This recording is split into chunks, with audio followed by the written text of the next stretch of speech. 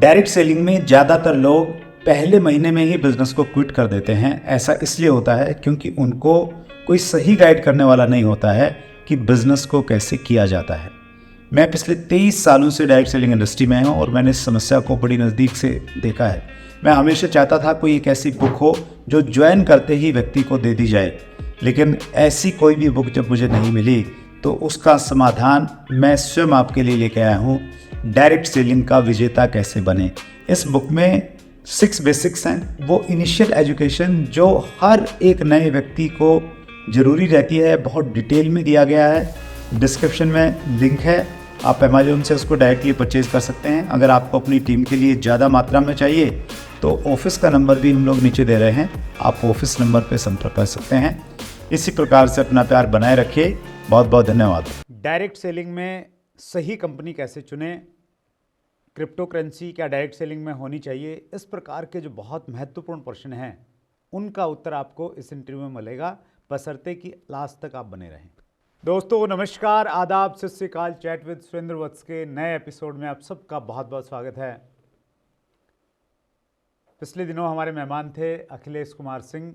बहुत लंबा था इंटरव्यू, लेकिन बहुत शानदार इंटरव्यू था। अगर आपने उस इंटरव्यू को नहीं देखा हो तो सबसे पहले डिस्क्रिप्शन में लिंक है, उस इंटरव्यू को देखिए, ताकि इस इंटरव्यू में आप चीज़ों को कनेक्ट कर पाएंगे और ज़्यादा अच्छे से आपको आनंद आ पाएगा।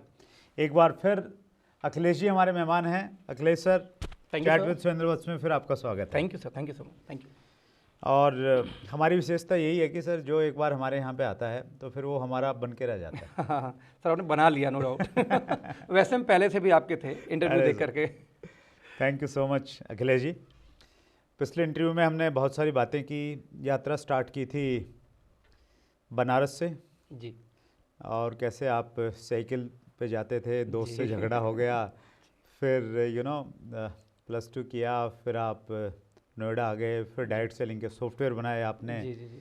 और उसके बाद में फिर 2018 से सीरियसली डायरेक्ट सेलिंग में हैं। जी बिल्कुल। ठीक है, उससे आगे की बातचीत करते हैं। पिछले एपिसोड में हमने ये भी बातचीत किया था कि जो एथिकल डायरेक्ट सेलिंग कंपनियां हैं वो कैसी होती हैं, अनएथिकल कैसी होती हैं, अनएथिकल जो लीडर होते हैं वो कैसे होते हैं, तो वो सारी चीज़ें हमने रखी थी। कुछ व्यूवर के क्वेश्चन मैं लूँगा, लेकिन उससे पहले कुछ अच्छे से शुरुआत करते हैं, कुछ कॉम्प्लीमेंट्स पढ़ता हूँ। बिल्कुल सर। निशा पांडे का ने कॉम्प्लीमेंट दिया है, one of the best interview होगा ये। तो प्रेशर बना रहे हैं हमारे ऊपर में दोनों पे थोड़ा सा। अरुण कुमार लिखते हैं most ethical leader in direct selling. Shantanu Kumar ने लिखा है master of calculation. Prakash Joshi ने लिखा है डायरेक्ट सेलिंग के किंग मेकर। प्रेमराज जायसवाल ने लिखा है role model of lakhs of people. और लास्ट में पढ़ रहा हूँ, टीम सचिन गुप्ता ने लिखा है अखिलेश सर आप बहुत अच्छे लीडर के साथ एक अच्छे इंसान हैं। जी थैंक यू सर, इन सभी लोगों का पहले तो दिल की गहराइयों से सभी का धन्यवाद आपके प्यार के लिए। इमोशनल हो जाता हूँ कई बार, थैंक यू। ये जो बोला ना इन्होंने लास्ट में कि एक अच्छे लीडर के साथ एक अच्छे इंसान हैं जी। तो मुझे ऐसा लगता है कि अच्छा इंसान ही अच्छा लीडर बन सकता है। अगर वो अच्छा इंसान नहीं है तो फिर अच्छा लीडर तो नहीं बन सकता, लीडर बन सकता है, रोल मॉडल लीडर तो शायद नहीं बन सकता। आप क्या कहते हैं, कहेंगे? सर आपका कहना बिल्कुल सही है। मेरा मानना है कि हमारी इंडस्ट्री में कई बार लोग सक्सेस हो जाते हैं, लेकिन सक्सेस होने के बाद में हमारी जो जिम्मेदारियाँ उसको भूल जाते हैं। अब मैं बस उन्हीं जिम्मेदारियों को निभाने का प्रयास कर रहा हूँ। मैं क्या करता हूँ कि अपने बॉटम में से एकदम नए लोगों को सेलेक्ट करता हूँ, 10 लोग को। राइट। 10 लोग को सेलेक्ट करके उनको ट्रेन करना और ट्रेन करके इस लायक बनाना कि जब कोई एक भी सवाल आपसे पूछे उसका जवाब देने लायक बन जाओ तो उनको छोड़ देता हूँ, अब जाओ मार्केट में। अब इसके बाद मुझे 1-to-1 की नीड हो तो बुला लेना, लेकिन पड़ेगी नहीं, तो उन लोगों को फीलिंग थोड़ी अच्छी आ जाती है, इमोशन जुड़ जाता है। तो एक गहरे प्रश्न से ही शुरुआत करते हैं। जो डायरेक्ट सेलिंग का एक बहुत बड़ा चैलेंज है अखिलेश जी, शायद आप मेरी बात से सहमत होंगे, डुप्लीकेशन नहीं होता है। जी। एक आदमी काम कर रहा है तो काम हो रहा है, जिस दिन वो काम करना बंद कर दे, 10 दिन घर पे बैठ जाए, उसका रिफ्लेक्शन बिजनेस पे आता है, काम नहीं होता है। और आदमी लगा रहता है, 10 साल हो गए, 15 साल हो गए, काम नहीं हो रहा है। क्यों? क्योंकि नीचे टीम में वैसे लीडर तैयार नहीं हुए। जी बिल्कुल। तो हालांकि आपने बताया कि नए लोगों को आप लेते हैं, 10 लोगों को फिर उनको सिखाते हैं। थोड़ा इसके और डीप में जाएं। जी बिल्कुल। तो एक व्यक्ति की अगर मान लेता हूँ मैं, उसकी 10,000 लोगों की एक टीम है, ठीक है, उसमें से उसने अपने डुप्लीकेट तैयार करने हैं, जी। तो क्या स्टेप्स हो सकते हैं? सर मेरे जो स्टेप्स होते हैं कि मैं कच्चे घड़े को ही निखारने में प्रयास करता हूँ। ग्रेट। जो समझदार उसको नहीं लेता। क्योंकि वो समझदार है, उसका घड़ा घड़ा मतलब भरा हुआ पहले से। तो मैं क्या करूँ, जो फ्रेशर मिल जाए ऐसे 10 को सिलेक्ट करूंगा, सिर्फ 10 को इसलिए। क्राइटेरिया क्या हो सकता है? जैसे कोई criteria नहीं है सर। जी, फॉर बताएं। एग्जाम्पल, जैसे एक व्यक्ति है, उसकी टीम में 10,000 लोग हैं और 100 लोग फ्रेशर हैं, ठीक है तो उनमें से भी कुछ पैरामीटर हो सकते हैं क्या? सर। पैरामीटर क्या होता है बता दो आपको। सबसे पहला होता है कि रात को 12 से लेकर सुबह 5 बजे ट्रेनिंग करूंगा जूम पे, क्या पाओगे? यस और नो? कमिटमेंट चेक करना। हाँ, एक चीज़ पहले जो नो पहले उनको छट गए, वैसे ही यस लेके आएंगे। नंबर 2, हर हफ्ते एक बुक दूंगा पढ़ने के लिए, और पर डे उस बुक को पढ़ के जो अच्छी चीज़ लगी आपको उस ग्रुप में, जो 10 लोगों का ग्रुप, उसमें भी डालना है, प्लस सोशल मीडिया पे भी आपको पोस्ट करना है। At least 3 post per week. यदि वो बुक 7 दिन में खत्म नहीं हुआ, मैं पूछूंगा तो निकाल ग्रुप से बाहर करूंगा। तो 7 डेज में एक बुक पढ़नी है। लर्निंग एटीट्यूड चेक कर जी लिया। जी जी, 2-3 क्राइटेरिया टफ है। कब मीटिंग, जैसे भी आधे घंटे पहले ग्रुप में डालूंगा, अभी आधे घंटे में आ जाओ। आप कोई भी काम करो, आपको छोड़ के आना, मूवी देख रहे हो क्या कर, मुझे मतलब नहीं है। फैमिली चैलेंज है तो चलेगा, अदरवाइज कोई भी बहाना नहीं चलेगा। और लगातार 2 मीटिंग कोई स्किप किया तो निकाल के बाहर करूंगा, फिर 9 लोग साथ करूंगा मीटिंग। तो यानी कमिटमेंट लेवल यदि हाई है, सिर्फ 10 लोग को सिलेक्ट करूंगा, दैट्स ऑल। और मेरा मानना है कि 5-6 मीटिंग करते करते समझ में आ जाता है कि किसको निकालना है, किसको फिर से इन करना उसके अंदर में। राइट। तो इस तरीके से करता हूँ। और यदि 10 जब छंट के जाते हैं सर ना, वो 10 अपने 10 सेलेक्ट कर लेते हैं। नेटवर्क मार्केटिंग एक विडंबना है कि मेरा जो अपना एवरेज में देखता हूँ कि यदि आपके टीम में 15 से 20 लोग प्लान कर रहे हैं रोज, तो आपकी इनकम 1 लाख महीने होती है। मैंने देखा रोज रेगुलर जो पर डे प्लान हो रहा हो तो 1 लाख महीने के लिए आपको सिर्फ 20 लोग मुश्किल से चाहिए जो रोज प्लान करते हो। तो आपको 20 प्लानर ही तो तैयार करना है। दिक्कत कहाँ पे आती है कि टीम है 10,000 की, 10 लोग भी रोज प्लान नहीं करते उसकी टीम में, क्योंकि टीम बनी नहीं है। तो मेरा अगला ये जो मेरा कनेक्शन है कि आप हम लोग क्या करते हैं, प्लान देने में ज़्यादा बिजी रहते हैं। ये गलत है। यदि मुझे 3 प्लान सर पर डे करना है ना, तो मैं सिर्फ 2 करूंगा। 1 प्लान का टाइम निकालूंगा सिर्फ उन 10 लोग को ट्रेंड करने में रोज। क्या बात है। यदि मैं 1 प्लान करता हूँ रोज, तो मैं हफ्ते में 3 दिन प्लान करूंगा, 3 दिन ट्रेनिंग करूंगा। आज प्लान, कल ट्रेनिंग, कल परसों प्लान, नसों ट्रेनिंग। यानी कि मोस्ट इंपॉर्टेंट प्लान जो पार्ट आपके लाइफ का होगा इस इंडस्ट्री में, वो प्लान देना नहीं है। मोस्ट इंपॉर्टेंट प्लान है कि मुझे किस तरीके से उस व्यक्ति को, आए हुए व्यक्ति को ट्रेंड करना है। ग्रेट। जब जैसे मान लो कोई मल्टीपल कंपनीज है जो 2 लाख के प्लान चलाती हैं, 2 लाख के प्लान में जब 2 ही लोग आपको करोड़पति बना सकते हैं, तो आप 50 प्लान क्यों कर रहे हो, 100 क्यों कर रहे हो? पहले 2 को ट्रेन करके दिखाओ ना उस 2 में। और 2 की टीम में भी आप जब बताओ 10 लोग को प्लानर आप खुद नहीं पैदा कर पाते और आप बोलते सर मैं फेल हो गया।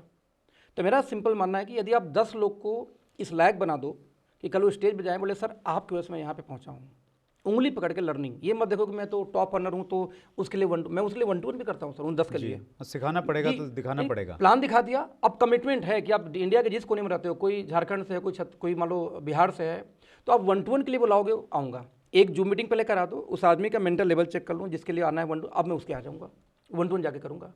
तो एक कमिटमेंट लेवल आपकी होनी चाहिए। ऐसा नहीं कि मैं लीडर बन गया तो 50 लोग 100 लोग होंगे तो मीटिंग करने जाऊँगा। मैंने मैक्सिमम लोग देखा है कि 100 लोग से कम मीटिंग नहीं करते। क्यों नहीं करते भाई? तो नए कहाँ से बिल्ड करोगे आप? तो एक दिन उन्हीं का सिंहासन हिलता है, उन्हीं की बिजनेस गिरती है। जो लोग एटीट्यूड दिखाते हैं कि मैं तो लीडर हो गया, अभी 200 लोग इकट्ठा करो, 500 इकट्ठा करो, मेरा मानना है भाई 10 लोग को गोद लो, उनको ट्रेन करो, 90 दिन इनफ है ट्रेन करने में। ग्रेट। थोड़ा और डीप में जाता हूँ अखिलेश जी। 10 लोग सिलेक्शन कर लिए हैं जी, उनसे पर्टिकुलर कुछ चीज़ें हैं जो सिखानी चाहिए कि यार ये तो जरूर सिखाना है। जी बिल्कुल सर। सबसे मोस्ट इंपॉर्टेंट है एथिक्स। जो 4 बेसिक 9 को स्टेप हम बात करते हैं, ये जो लोग बोल रहे हैं ना कि मोस्ट एथिकल लीडर मुझे क्यों बोल रहे हैं, 2-2 साल लोग छोड़ के चले गए। पहले मान लो आप मेरे टीम में हो, आपसे कोई झगड़ा हो गई किसी पर्टिकुलर डाउनलाइन की, अब वो छोड़ दिया कि इनके साथ काम नहीं करूंगा। वो 2 साल बाद मुझे टच करता था, अखिलेश भाई काम करना चाहता हूँ कि वहीं पे आ जाओ। बोलता नहीं सर उसके नीचे काम नहीं करूँगा, फिर नहीं ज्वाइन कराऊंगा। तो 2-2 साल पहले जो लोग गए ना, वो भी मेरे पास आना चाहते हैं कि और टीमें नहीं लाता मैं, ना भाई वहाँ काम कर सकते हो करो, मैं ज्वाइन नहीं करा सकता। तो इसलिए टीम में थोड़ा सा फेल लोग बना कि सर हैं तो सब सही है। एथिक्स सिखाना है जी, एक चीज़। नंबर 2 सर, जो हमारा कार्डिनल रूल है ना, वो कार्डिनल रूल बहुत इंपॉर्टेंट है। हमारे दिक्कत क्या होती है, हम 4 बेसिक सिखा देते हैं, एथिक्स भी कई बार सिखा दे, लेकिन कार्डिनल रूल पे जाकर हम फेल हो जाते हैं। अच्छा, सिखाने के बाद हम कई बार चेक भी नहीं करते कि टीम फॉलो कर भी रही कि नहीं कर रही है। यस। हमने तो ट्रेंड करके भेज दिया, लेकिन क्या वो फॉलो कर रहे हैं? तो वहाँ पे ट्रैकिंग सिस्टम एक होनी चाहिए, मेरा ऐसा मानना है। ट्रैकिंग आप वही है ना कि बच्चे को आप छोड़ दो दिए स्कूल के लिए, लेकिन जाकर सिगरेट ले रहा है कि कुछ और कर रहा है कि बंक मार रहा है, आपको नहीं पता होता। लेकिन जीपीएस ट्रैकर लगा दिया, पता कि कहाँ होगा इस समय। तो मेरा मानना है कि जिस टीम को आप गोद ले रहे हो, जो उस लायक अपने आप को साबित किया हो, उसकी ट्रैकिंग जरूर होनी चाहिए अगले 1 साल तक। मैं इसको अखिलेश जी इस रूप में करता हूँ प्रैक्टिकली, जब मैं करता हूँ टीम के साथ में। मेरा ये मानना है कि जैसे हमने 10 लोग सेलेक्ट कर लिए ठीक है। और 10 लोगों के साथ में आप वैसे काम कीजिए जैसे एक कोच काम करता है, स्पोर्ट्स का कोच जैसे जी, काम जी, करता है ना, जी, उनको बारीकी से बड़े ध्यान से देखता है। जी। अगर वो क्रिकेट का कोच है तो देखता है यार ये बैटिंग में क्या गलती कर रहा है, क्या इसका प्लस है, क्या इसका माइनस है, जी। फिर उसकी काउंसलिंग करता है, अकेले में उसको बैठाता है। तो मेरा मानना है कि वो 10 जो लोग हैं उनकी हर एक्टिविटी आपको मालूम रहे, जी। कब सोते हैं, कब उठते हैं, Exactly, कब sir, खाते हैं, कब पीते हैं, जी। प्लान दिखाने में कैसे दिखाते हैं, फॉलोअप में क्या करते हैं। तो वो जब तक मालूम नहीं होगा तो फिर आप सुधार नहीं कर पाएंगे। डेटा होना चाहिए डेटा। डेटा हो। ट्रैकिंग सिस्टम है और आप उनके काम को क्रॉस चेक भी करिए। हाँ। मान लो उन्होंने एक लिस्ट दिया कि मैंने 200 लोग का प्लान देखा है, तो 2-4 नंबर फ़ोन घुमा लीजिए कि है सर, मेरा नाम अखिलेश है और वो वत्स साहब ने आपको एक बिजनेस लिखाया था परसों शाम को 6 बजे। कौन वत्स साहब? समझ गए, फर्जी डेटा है फिर। तो क्रॉस चेक करना चाहिए। एक बार डर हो गया तो फिर वो करते हैं। ग्रेट, वंडरफुल सर, बहुत बढ़िया अखिलेश जी। व्यूवर्स के क्वेश्चन लेता हूँ कुछ। जी। यशवंत यादव का प्रश्न है, मैंने सुना है आपने बहुत सारे कंपनी के प्लान डिज़ाइन किए हैं, आपके हिसाब से बेस्ट प्लान में क्या होना चाहिए? बहुत सही सवाल है। जैसा मैं पहले भी बोल चुका सर कि सबसे मोस्ट इंपॉर्टेंट पहले तो एथिक्स है, नीयत है। तो पहले कंपनी एथिक्स चेक की। करो जी, एथिक्स। नंबर 2, कोई भी कंपनी पे टर्नओवर पे पैसा आता है तो सेकंड हमेशा प्रोडक्ट होना चाहिए। कई बार लोग प्रोफाइल को वरीता देते, मैं नहीं देता कभी ज़िंदगी में। एक नई कंपनी खोले, प्रोडक्ट अच्छा हो, क्योंकि टर्नओवर प्रोडक्ट से होने वाली है जी। और थर्ड आता है फिर आपका डिस्ट्रीब्यूशन सिस्टम, क्योंकि यदि डिस्ट्रीब्यूशन सिस्टम अच्छा है तो आपको जल्दी और कम में भी पैसा आएगा, और डिस्ट्रीब्यूशन सिस्टम यदि थोड़ा टफ है तो आपको वही सक्सेसफुल रेट मिलेगी। तो मेरा मानना कि स्टेज बाय स्टेज 2-3 पार्ट एक काउंट करते हैं। प्रोफाइल को मैं वरीयता नहीं देता और कभी नहीं देता, ना दूंगा, क्योंकि रिलायंस सर छोड़ते रिलायंस को, अमेजॉन घर के गैराज से खुला था, और आपके फ्लिपकार्ट नहीं, माइक्रोसॉफ्ट देखो गैराज से खुला था, एप्पल गैराज से खुला था, और नेटवर्क मार्केटिंग की भी कुछ कंपनियां 2 दोस्त मिलकर बालकनी शुरू किए, तो जो वर्ल्ड के नंबर 1 बोली जाती है। तो प्रोफाइल में वैल्यू मैं नहीं करता। मेरा माना sir ethics, product, then distribution plan, ये 3 चीज़ को यदि हम सीरीज से देखे चेक करें तो बढ़िया ग्रो कर सकते हैं। इसमें थोड़ा पॉइंट तो कंट्रोवर्शियल सा हो जाएगा, लोगों को थोड़ा लगेगा कि विरोधाभास वाली बात होगी, लेकिन मैं अपना भी बताता हूँ जी। डायरेक्ट सेलिंग में प्रोफाइल की एक महत्व मैं इसलिए मानता हूँ अखिलेश जी, आपका उसमें ना इनपुट चाहिए जी। देखिए, डायरेक्ट सेलिंग में आपने तो सॉफ्टवेयर बनाए हैं और मैं पिछले 23 सालों से डायरेक्ट सेलिंग का हिस्सा हूँ। तो लाखों कंपनियां हैं जो डायरेक्ट सेलिंग के नाम पे रजिस्टर्ड हुई हैं और उन्होंने काम भी शुरू किया है। बिल्कुल सही सर। लेकिन आज अगर हम लोग देखें कि सही कंपनियां कितनी हैं तो फिंगर्स पे काउंट आप कर सकते हैं। तो हिस्ट्री ये बता रही है कि जो नई कंपनियां खुलती हैं उनमें से बहुत कम कंपनियां 5-7-10 साल पूरे कर पाती हैं, अदरवाइज किसी न किसी वजह से वो बंद हो जाते हैं। तो ये हिस्ट्री तो ये बता रही है कि भाई आपने बहुत ध्यान से देखना पड़ेगा। आप वाली बात भी सही है कि भाई अमेजोन भी ऐसे ही बनी थी, रिलायंस भी ऐसे ही बना था, लेकिन चूंकि डायरेक्ट सेलिंग की हिस्ट्री बता रही है तो आपके पास में बहुत एक प्रकार से बहुत अच्छी नॉलेज होनी चाहिए। आप हर पैरामीटर्स पे चेक कर पाएँ और आप ये देखें कि यार ये कंपनी जरूर चलेगी। मतलब इसको मैं वैसे मानता हूँ, आप इसको रिलेट करेंगे जैसे शेयर मार्केट में एक नई कंपनी है तो वो अगर आपकी अच्छी बन गई तो फिर आप पता नहीं कहाँ से कहाँ निकल जाएंगे। रिस्क फैक्टर हाई है सर, बिल्कुल सही है। रिस्क फैक्टर हाई है। एक TCS जैसी कंपनी का शेयर लेंगे तो डूबेगा नहीं, लेकिन ये तय है कि आप उसको ना मल्टीप्लाई नहीं कर पाएंगे उतना ज़्यादा। तो मुझे लगता है ऐसे ही risk direct selling sir, risk factor ज़्यादा। लेकिन सर ना इसका जवाब ये है कि जो पहली 2 पैरामीटर थी, नई कंपनी अच्छे प्रोडक्ट नहीं दे पाती, मैंने देखा है ध्यान से, या नई प्रोडक्ट कंप्रोमाइज करती है एथिक्स से। यदि ये 2 पैरामीटर सही है तो तीसरा अपने आप सही हो जाएगा। तो उम्मीद है कि फिर वो लंबी कंपनी जी बिल्कुल बिल्कुल। यदि एथिकल है डे 1 से, उनको ये नहीं है कि ये लीडर भाग जाएगा इसलिए ले आओ सेटिंग करो कुछ भी दे दो। यदि मजबूत है ना, फाइनेंशियली मजबूत है, तो आपको लालच दे के आपको अनएथिकल प्रैक्टिस पे नहीं लेके आना चाहेगी। बोले सर हमारा सर ये कंडीशन है, इस पे आ सकते हो, आओ नहीं जाओ। यदि ऐसी कंपनी है जो एथिक्स पे टिकी हुई है, अब प्रोडक्ट की क्वालिटी अच्छी हो। एथिक्स ही तो एक ऐसी चीज़ है अखिलेश जी, उसका पैमाना नहीं मालूम चलता। सर मेरा यही मानना है कि यदि किसी कंपनी के MD के साथ, CEO के साथ, लीडर के साथ थोड़ा सा होमवर्क करो, हाँ बातचीत करो, जानबूझ के अनएथिकल बातें आप करो अपनी तरफ से, तो उनको निकल करेक्टर आ जाता है। फिर तो मेरा मन को चेक करो, पैरामीटर आप चेक करो कैसे निकालोगे। हमारे एक साथी थे तो वो किसी सत्संग से जुड़े हुए थे जी। तो जब भी वो ट्रैवल करते थे साथ में तो वो किसी ढाबे पे जाते तो वो चेक करने के लिए नॉनवेज बनाता नहीं बनाता, तो जाते पूछते थे कि भैया अंडे की भुर्जी मिल जाएगी। तो अगर वो बोलता थोड़ा बहुत कि हाँ मिल जाएगी या ला के दे दूंगा, तो उस पर बिल्कुल खाना नहीं खाते थे। जी बिल्कुल सही। और वो बोलता कि नहीं इस नाम भी मत लेना, तो बोले हाँ यहीं बैठना है। फिर सर मुझे भी स्टोरी याद है कि मैं एक सेमिनार ले रहा था, लगभग 300 लोग सेमिनार रहे होंगे, एक आदमी खड़ा हो गया बीच में, अच्छा, अच्छी खासी चल रही थी सर। आपके प्रोडक्ट तो काम ही नहीं करते और आप समझा रहे हो बहुत अच्छे। अब मैं टेंशन में क्या बोलूँ मेरे सेमिनार में। हम कहे भाई साहब पानी बहुत कम पीते होगे। अरे पानी बहुत ज़्यादा देते हो कैप्सूल के साथ में, इसलिए। हाँ सर, मैं सिर्फ एक ढक्कन पिलाता हूँ। साला इसीलिए काम नहीं करता। सप्लीमेंट के साथ पहले पानी ज़्यादा दिया करो, फिर काम करेगा। अब यदि मैं उससे पूछता कि पानी पिलाते हो ठीक से कि नहीं, तो बोलता हाँ पिलाता हूँ। तो क्या बोलता मैं? तो मैंने उससे उल्टा सवाल किया कि भाई पानी अब बहुत ज़्यादा देते होगे इसलिए काम नहीं करता। बोला नहीं सर, एक ढक्कन देते हैं बस। तो कई बार सर जब आप नेगेटिव बातें करते हो तो रियल करेक्टर निकल के बाहर आ जाता है। यस, चलिए बहुत बढ़िया तरीका बता दिया आपने। जी थैंक यू। चलिए आगे बढ़ते हैं सर। मैं अगला प्रश्न ले रहा हूँ सर। दीपक खातिर 322 का प्रश्न है। जी। अगर अपलाइन दूसरी कंपनी ज्वाइन कर लेते तो डाउनलाइन क्या करे जिसको मेंटर मानते हैं? तो ये एक बहुत सीरियस सवाल है। बड़ा सीरियस भी है, गंभीर भी है। क्या किया जाए? सर बहुत सीरियस मुद्दा है कि यदि देखो दो चीज़ें मैंने आपको बताई थी कि सबसे पहले बिजनेस में आने के पहले 3 महीने के अंदर में आपको प्लान देना आना चाहिए। आपको कम से कम 10 प्रोडक्ट की बढ़िया से नॉलेज होनी चाहिए जिससे कंट्रोल आपके हाथ में आए। जब कंट्रोल आपके हाथ में होता है और अपलाइन कोई कंपनी शिफ्ट करता है जिसको आप मेंटर बोलते हो, तो मेंटर से आप डिस्कस कर सकते हो कि रीजन क्या है। यदि रीजन एथिक्स है तो आपको जाना चाहिए, और रीजन कोई और है तो आपकी कंट्रोल आपके हाथ में, तो आप डिसीजन मेकर हो, आप जाओ चाहे मत जाओ। और यदि कंट्रोल आपके हाथ में नहीं तो आपकी मजबूरी है जाना फिर तो साथ में।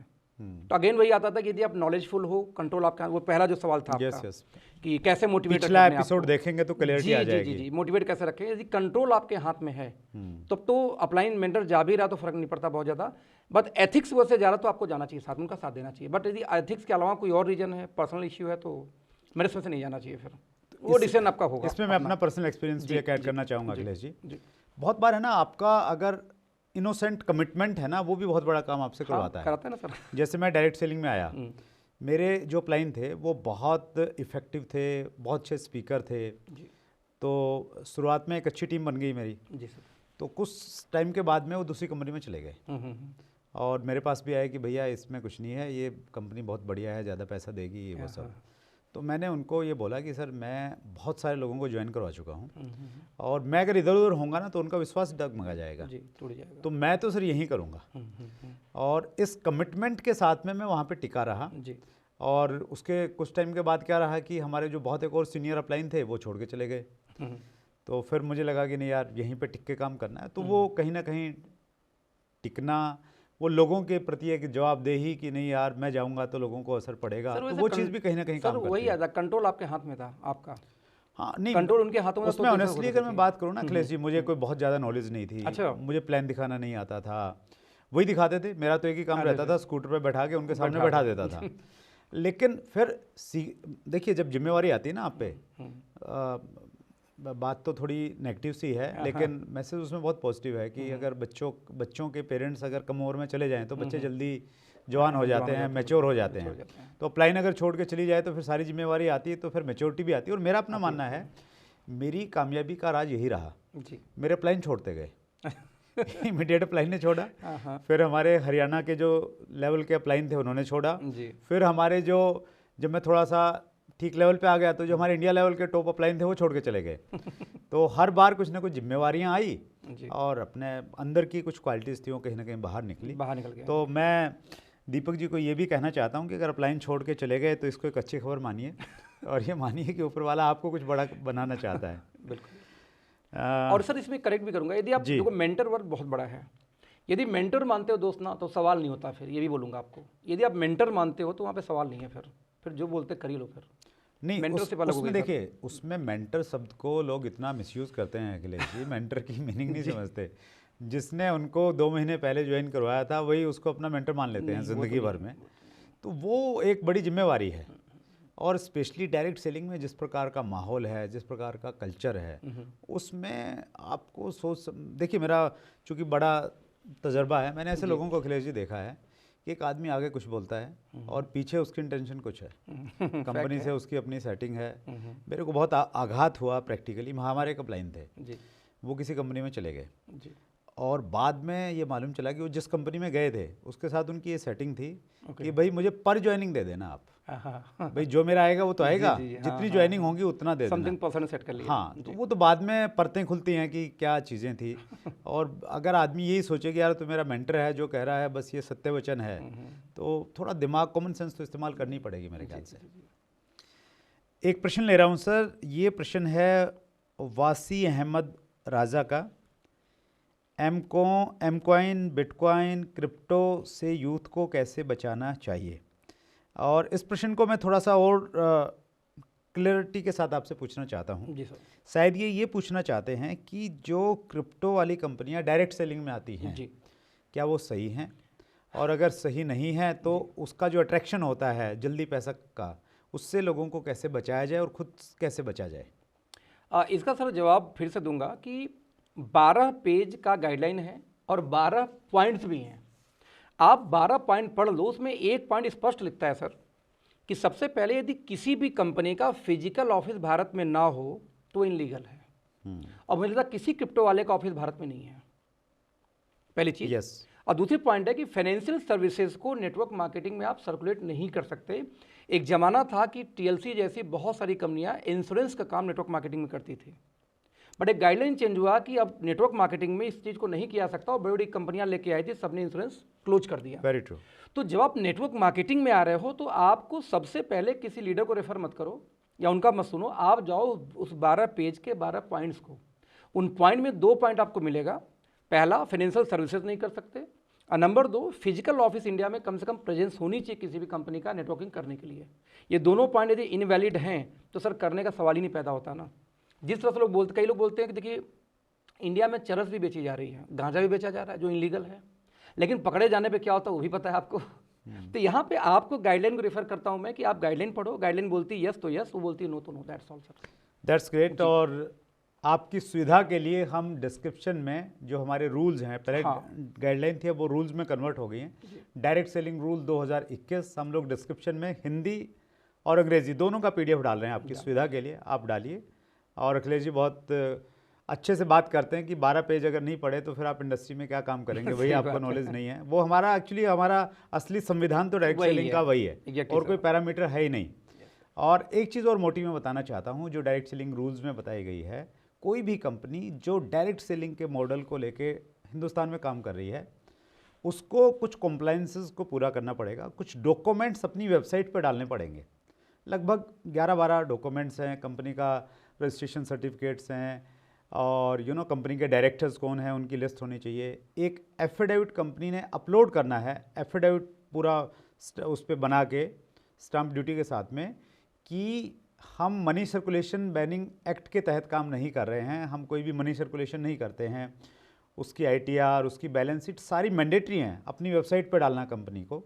तो ये जितनी भी कंपनियां हैं जो क्रिप्टो बेस आती हैं, तो उसकी वेबसाइट पर जाइए, आप वेबसाइट पे जाके देखिए कि क्या वो सारे के सारे कॉम्प्लायंसेस वो पूरे कर रहे हैं। अगर नहीं कर रहे हैं तो वो 100% इलीगल है। खुद भी बचिए, और जो लोग मोटिवेटेड हैं उन कंपनियों के लिए, तो उनको ये जानकारी आप जरूर दे दीजिए। ये अखिलेश जी वाला इंटरव्यू दिखा दीजिए, शायद उनको कुछ जानकारी मिल जाएगी। एक साल में और सर पूछना चाहूँगा, जो लोग क्रिप्टो को प्रमोट करते हैं, प्लीज़। आपने स्टेट बैंक का एक शेयर खरीदा 100 रुपये का, और आपने क्रिप्टो खरीदा 100 रुपये का। 100 से 110 होगा, दोनों प्रॉफिट देगा। 100 से 90 होगा, दोनों लॉस देगा। जब दोनों बढ़ने पे प्रॉफिट और नीचे आने पर लॉस, तो वाई नॉट स्टेट बैंक का शेयर, वाइट क्रिप्टो?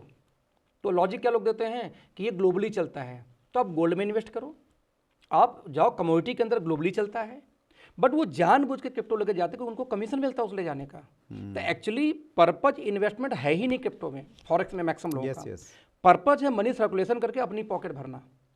यदि आप इन्वेस्टमेंट के पर्पज से जाते हो, तो आपने लिखा था कि यूथ को कैसा, यूथ पास पैसा होता कहाँ जो बचाएंगे उसको। भाई जब आप इन्वेस्टमेंट करने लायक होगे तब आपका डिसीजन है कि म्यूचुअल फंड जाएंगे, स्टॉक मार्केट जाएंगे, बॉन्ड में जाएंगे, या क्रिप्टो में जाएंगे। अब आपका ऑप्शन है। लेकिन यदि क्रिप्टो में लगवाने पे पैसा आता है तो फ्रॉड है पहले ही। नहीं, वो इन्वेस्टमेंट तो है ही नहीं सर। वो जी जी जी, इन्वेस्टमेंट तो एक अलग क्राइटेरिया हो गया। जी जी, प्रॉब्लम हमें ये है कि वो डायरेक्ट सेलिंग मॉडल के तहत काम करते हैं, और वो एक इशू है। जी बिल्कुल सही है। एक अंतिम प्रश्न ले रहा हूँ सर, थोड़ा सा शायद आपको असहज करेगा। बिल्कुल सर, लीजिए। और देखिए, जब भी आप कुछ बड़ा काम करते हैं तो आपके साथ में कुछ चीज़ें होता है सर, होता हो जाता है, कुछ लोगों को बड़ी तकलीफ होती है। और वैसे ही एक प्रश्न है ये, एक व्यक्ति ने प्रश्न किया है, पहले वो पढ़ता हूँ मैं। नरेंद्र कुमार ऑफिशियल ने प्रश्न लिखा है, वाव ग्रेट न्यूज़, जब आपके कमिंग सून का वीडियो हमने डाला। ओके सर कैलकुलेशन के मास्टर हैं एंड इंडस्ट्री के फास्टेस्ट अर्नर का मोस्ट वेलकम। तो उसी की रिप्लाई में रुपेश कुमार तोमर 6977 ने लिखा है, फेक है सब कुछ, सब सेटिंग का खेल है, पता नहीं कितने लोगों को लूटा गया था, जब जाके ये पे आउट बना था। जी आपकी प्रतिक्रिया? सर बिल्कुल सही है कि यदि तोमर साहब का अनुभव उनका अपना अनुभव होगा। सर नेटवर्क मार्केटिंग मैंने लास्ट टाइम बोला था कि सेल पे पैसा आता है और जो भी पैसा आता है उसका टीडीएस जमा होता है। यस। टीडीएस सर्टिफिकेट फेक नहीं होती, पहली चीज़। तो पहले तो फेक कुछ भी नहीं है, वो रियलिटी है। और दूसरी चीज़, प्रोडक्ट बेस करने से लूटा कैसे जाता मुझे आज तक नहीं समझ में आया। मान लो इन्वेस्टमेंट कराने का प्लान होता कि आप इतना लगा दो आपको आरओआई आएगा, तो मे भी तोमर जी ऐसे किसी इंडस्ट्री से बिलोंग करते हो, यदि ये चीज़ें होंगी तो लूटना एक बार लाजमी है। प्रोडक्ट बेस कंपनी में लूटना कैसे होता मुझे आज तक नहीं समझ में आया। आप एक पड़ोस की दुकान पे गए, आपने 5,000 रुपये दिए, 5,000 का सामान लेके आ गए, कल पड़ोस का दुकान भूकंप में गिर गया या दुकान बंद करके भाग गया, अब इसको लूटना तो नहीं बोल सकते सर ना। यही रीजन है कि हम हमेशा रिकमेंड करते हैं, इवन आपके चैनल पे जो लोग आते हैं, आज तक कोई ऐसा नहीं है जो वर्चुअल चीज़ें बेचता हो। हर वही व्यक्ति आपने ऑलमोस्ट बुलाया है जो लोग एक प्रॉपर तरीके से एक ऐसे सिस्टम में काम करो जो प्रोडक्ट बेस को प्रमोट करते हैं। नहीं, इसमें अखिलेश जी देखिए, आपने वैसा नहीं किया होगा, लेकिन मैं एक प्रैक्टिस बताता हूँ जो हमारी इंडस्ट्री में है और वो कहीं अच्छी प्रैक्टिस नहीं है। जी बहुत सारे लोग कई बार अपने टारगेट को पूरा करने के लिए, मेरा टारगेट पूरा हो रहा है, बल्क बाइंग, तो बल्क बाइंग करवा देते हैं। तो उस प्रकार का कुछ कॉन्सेप्ट रहता है कहीं ना कहीं। तो वैसा ही सारा तो नहीं है तोमर जी का? सर मे बी वो सारा तो नहीं होगा, पक्का है, क्योंकि बल्क जहाँ मैं हूँ अभी वहाँ कॉन्सेप्ट ही ऐसा नहीं कि वहाँ कोई भी, वहाँ तो ये है कि आप 1 रुपये की खरीदारी ना करो तो भी पूरा पैसा खाते में आता है। अच्छा, कोई कंपल्सन नहीं कोई है? कंपल्सरी है ही नहीं, ना कोई ऐसा डिफरेंस कमीशन है कि डिफरेंस लेने के लिए कोई खरीदारी करेगा। तो हमारे यहाँ तो मैक्सिमम लोग 70% जनता ऐसी है जो कभी खरीदारी नहीं करती, जब जरूरत होती है जाके खरीद लेता है। तो हमारे यहाँ बल्क बैंक तो हो ही नहीं सकती। सर इनका सर इशारा किस तरफ है ये मैं नहीं बता सकता, बस इतना बोल सकता हूँ तोमर जी कि आपका जो परसेप्शन है वो मे भी अन्य कंपनियों को लेके हो जो इस टाइप का इन्वेस्टमेंट कराती हूँ, हमारे ऐसा कभी हुआ नहीं। तो आपकी बातों को मैं खंडित करता हूँ सिंपल शब्दों में। जी चलिए, बहुत बढ़िया। आप हर क्वेश्चन को बहुत सहजता के साथ में लेते हैं अखिलेश जी, और चूँकि आप बड़े अचीवर हैं, तेज़ी से आप ग्रो कर रहे हैं, तो कुछ ना कुछ चीज़ें तो जुड़ेंगी आपके साथ में, तो उसके लिए आपको प्रिपेयर रहना पड़ेगा। बिल्कुल सर, बिल्कुल। चलिए, बहुत बढ़िया, बहुत शानदार। हमने 2 इंटरव्यू किए अखिलेश जी, आपके पास में बहुत अच्छा तजर्बा है, और तजर्बे के साथ में जो एनर्जी लेवल है आपका, जो विज़न है जी, वो बहुत शानदार है। एक सवाल का जवाब और देना चाहूँगा अपनी तरफ से, प्लीज़। मैं ड्राइव करते हुए आ रहा था, एकाएक मेरे डाउनलाइन का फ़ोन आया, सर इस सवाल का जवाब जरूर देना। तो उनके कौन सा सवाल है, अब क्योंकि वो लिस्ट में तो होगी, इनके जाके पूछ उसमें। हाँ जी, बोले सर आप तो रास्ते में बता रहे कि जा रहे हो, तो सर प्लीज़ सर आप बताना प्लीज रहे। अब नहीं, आप उनके नाम के साथ में ले सकते हो, कोई प्रॉब्लम नहीं है। ओके। हमारी टीम से बिलोंग करती हैं सपना चौबे जी, मुंबई से। उनका फ़ोन आया, मैंने उनको टास्क दिया था कि मेरे कमेंट बॉक्स में जाओ, पढ़ो, देखो क्या क्या पूछा हुआ है, थोड़ा सा मुझे बता दो फ़ोन से। हाँ। क्योंकि मेरे पास टाइम नहीं देखने का, मैं जाकर वहाँ पे डिस्कस कर लूँगा, क्योंकि मैं ड्राइव कर रहा था जी। तो उसने लास्ट में सर एक सवाल सा जवाब जरूर देना कि यूथ जब, क्योंकि यूथ है अभी, उनका भी फाइनल ईयर है ग्रेजुएशन का जी, कि जब यूथ नेटवर्क मार्केटिंग में आती है तो उनको पहली पॉइंट क्या फोकस करनी चाहिए? राइट। स्टूडेंट तो उन्होंने अपने साथ पूछा, तो फोकस करना चाहिए। तो सर उसका जवाब मैं देना चाहूँगा प्लीज़, स्टोरी के माध्यम से। थोड़ी आपको इच्छा होगा रखना, नहीं काट देना। नहीं, प्लीज़ बताओ ना। तो ऑब्जर्वेशन, हम कुछ भी काम किसी को करते हुए देखते हैं ना मैम, तो उनको ध्यान से देख के, उनके हाव भाव को देख के सीखते हैं, समझना।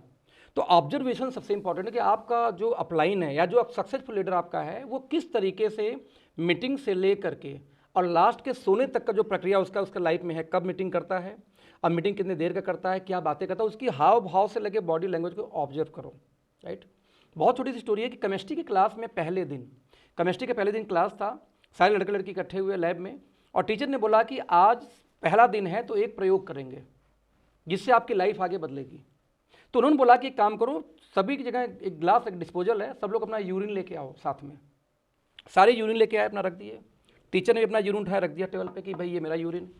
बोला नेक्स्ट, अब इसमें उंगली डाला टीचर, मुंह में डाल लिया। बोला अब सब यही करो। अब बच्चे पहले दिन क्लास में डिस्टर्ब हो गए, यार यूरिन कैसे मुंह में डालें, लेकिन क्योंकि केमिस्ट्री क्लास टीचर बोला तो बोला करना पड़ेगा। अब सारे बच्चों ने दुविधा में उंगली डाली, सब मुंह में हो गया। टीचर ने बोला लेसन नंबर 1 ऑब्जर्वेशन। मैंने सर ये वाली उंगली डाली थी, उसमें ये वाली मुंह में डाली थी और उन लोगों ने सारी वही डाल ली थी। तो मेरा लेसन सिंपल यूथ को है कि आप सबसे मोस्ट इंपॉर्टेंट बात नेटवर्क मार्केटिंग की नहीं, किसी भी व्यवसाय में, किसी इंडस्ट्री में जाएं तो ऑब्जर्वेशन इज द बेस्ट हथियार आपके लिए है। आप यदि जो सक्सेसफुल पर्सन है ना, उसको सिर्फ 2 हफ्ते फॉलो कर लो, उनको ऑब्जर्व करो किस तरीके से उनकी हाव भाव से लेके उनके लर्निंग कैपेसिटी, वो क्या बोल रहे हैं, बार बार रिपीट कर रहे हैं, तो आपको समझ में आ जाएगा कि आपको किस रास्ते जाना है। तो मेरा सिंपल उनको मैसेज यूथ को ये है कि यूथ एज ए कोर्स लेके चलें। मुझे याद है सर, बचपन में भी आपके टाइम में भी होता होगा, क्योंकि हमारी एज में ज़्यादा अंतर नहीं आएगा जी। गर्मी की छुट्टियों में सर हम ना 3-3 महीने का कोर्स करते थे, कभी कंप्यूटर क्लास, कभी इंग्लिश स्पीकिंग क्लासेस, वो जमाना था। तो हम इसलिए कि शायद यूज आए, अरे कंप्यूटर क्लास आपने किया लेकिन कंप्यूटर की नौकरी थोड़ी की, लेकिन हमने क्लास किया था कि इसलिए कि एक स्किल डेवलप हो जाएगी।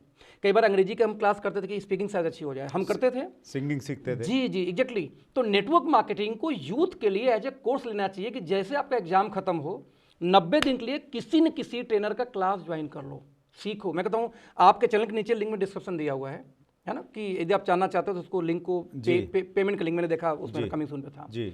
तो आप एक काम करो, गर्मी की छुट्टियों को कोर्स जैसे लो। यदि आप स्टूडेंट हो तो आप समझो तो सही कि जब आप अपना ग्रेजुएशन कंप्लीट करोगे, जब आप जॉब करने की बारी आएगी तो पता तो हो कि ये भी एक ऑप्शन है। तो मैं हमेशा बोलता हूँ कि 90 दिन के गर्मियों को कोर्स जैसे हर स्टूडेंट को एज ए कोर्स इसको जरूर ज्वाइन करना चाहिए। करना ना करना बात की बात है। तो मेरा यही सर मैसेज था उनको कि एज ए कोर्स इसको मान के जरूर करो, 3 महीने गर्मी की छुट्टी जैसा। That's all. That's great. और डायरेक्ट सेलिंग में जो चीज़ें मिलती है ना जी। अखिलेश जी, हम लोगों को वो बहुत लाजवाब हैं, वो ज़िंदगी में काम आने वाली चीज़ें हैं। मुझे अच्छे से याद है डॉक्टर विवेक बिंद्रा हमारे मेहमान थे और उन्होंने इंटरव्यू में ये कहा कि मेरी इच्छा है कि मैं अपनी संतान को डायरेक्ट सेलिंग जरूर करवाऊँ। वो ज़िंदगी में और कुछ करें लेकिन डायरेक्ट सेलिंग बार जरूर करें, इससे जो सीखेंगे वो ज़िंदगी में काम आने वाली चीज़ है। सर मेरी बेटी को मैं तैयार कर रहा हूँ दैट्स ग्रेट इस इंडस्ट्री में लाने के लिए। अभी तो 12 साल की हुई है, बट उसको आइडिया लग गया कि पापा टाइम कंपाउंड करके अमीर बन सकते हैं। इतना समझ में आ गया उसको। हम के बस सही है फिर। दैट्स ग्रेट जी। आप वाराणसी से हैं अखिलेश जी, और वहाँ के लोगों के पास में तो नॉलेज और ज्ञान रहता ही है, तो आपके पास में खूब है डायरेक्ट सेलिंग का ज्ञान। फिर मुलाकात करेंगे, फिर व्यूवर्स के साथ में बांटेंगे, क्योंकि जितना बांटेंगे उतना बढ़ेगा। बिल्कुल सर, बिल्कुल। एक बार फिर बहुत बहुत धन्यवाद। Thank you sir, thank you so much. Thank you. सभी को नमस्कार, महादेव बनारस की भाषा में। That's great. सो ये थे अखिलेश सिंह जी, डायरेक्ट सेलिंग के उभरते हुए लीडर हैं, बहुत शिद्दत के साथ में इंडस्ट्री को आगे बढ़ा रहे हैं। अगले मंगलवार को रात्रि 8 बजे फिर एक बड़ी शख्सियत से मुलाकात होगी। अपना ख्याल रखिएगा। बहुत बहुत धन्यवाद।